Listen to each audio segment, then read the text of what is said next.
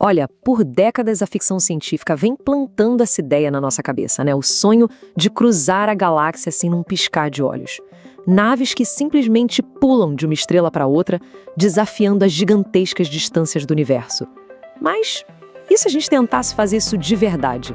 O que as leis da física, as de verdade mesmo, dizem que aconteceria com o corpo humano que se aproxima da velocidade da luz?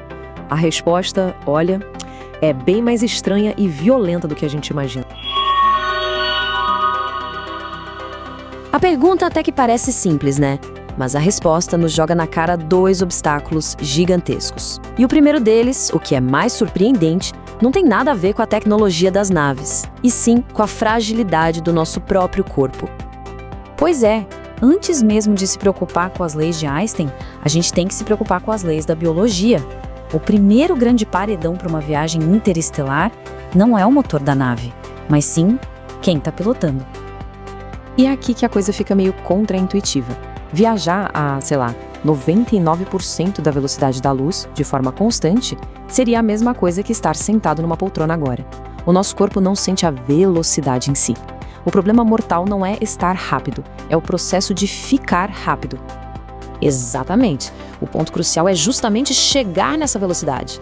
É a aceleração, essa mudança brusca de velocidade que pode nos matar. É nesse momento que a física e a biologia se chocam, e de forma bem violenta. Para ter uma ideia do que isso significa, os melhores pilotos de caça, os mais treinados, desmaiam com mais ou menos 9 Gs. Se a gente tentasse dar aquele salto para o hiperespaço que vemos nos filmes, o corpo seria atingido por uma força de 6.000 Gs. Nossos corpos seriam, literalmente, transformados em uma pasta no mesmo instante. Não existe sobrevivência. É aniquilação pura e simples. Então tá, qual seria o jeito seguro? Bom, seria acelerar bem devagarzinho a uma força de 1G, que é a mesma que nos mantém presos aqui na Terra. Parece confortável, né? O problema é que, nesse ritmo, levaria 11 meses só para chegar perto da velocidade da luz. E mesmo que a gente desse um jeito no problema da aceleração, ainda teríamos que encarar uma barreira muito mais fundamental. Uma barreira que não é imposta pela biologia, mas pelas próprias leis que regem o universo, como o Albert Einstein descreveu. Esse número aqui, ele governa tudo. Quase 300.000 quilômetros em um único segundo.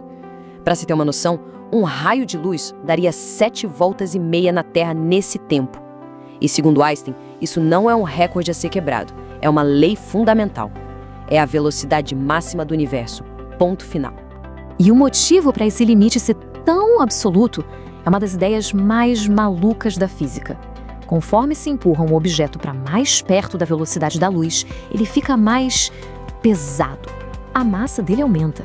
Chegando bem perto do limite, uma nave se tornaria infinitamente massiva. E como é que se move um objeto com massa infinita? Com energia infinita. É, basicamente um beco sem saída cósmica. A única exceção a essa regra são partículas como os fótons, que são as partículas da própria luz. Elas conseguem atingir essa velocidade justamente porque não têm massa nenhuma. Para naves espaciais e, claro, para pessoas, a regra vale. Não tem como escapar. E como se tudo isso não fosse o bastante, o próprio tempo começaria a se comportar de um jeito estranho. Para a tripulação da nave, o tempo passaria mais devagar. Uma viagem que para eles durou alguns anos poderia significar que séculos se passaram aqui na Terra. Eles voltariam para casa e não reconheceriam mais nada, nem ninguém. Seria um futuro completamente diferente. Ok, então, quebrar as regras parece impossível. Mas e se houvesse um jeito de, contornar essas regras?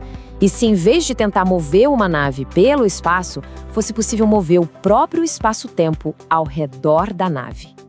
É exatamente aqui que entra o motor de Alcubierre. Ele foi proposto lá em 1994 por um físico chamado Miguel Alcubierre e é um modelo matemático que, pelo menos na teoria, permite uma viagem mais rápida que a luz sem quebrar nenhuma lei da relatividade. É a famosa dobra espacial. A melhor forma de pensar nisso é com a analogia do surfista. O surfista não está se movendo através da água, né? Ele é carregado pela onda.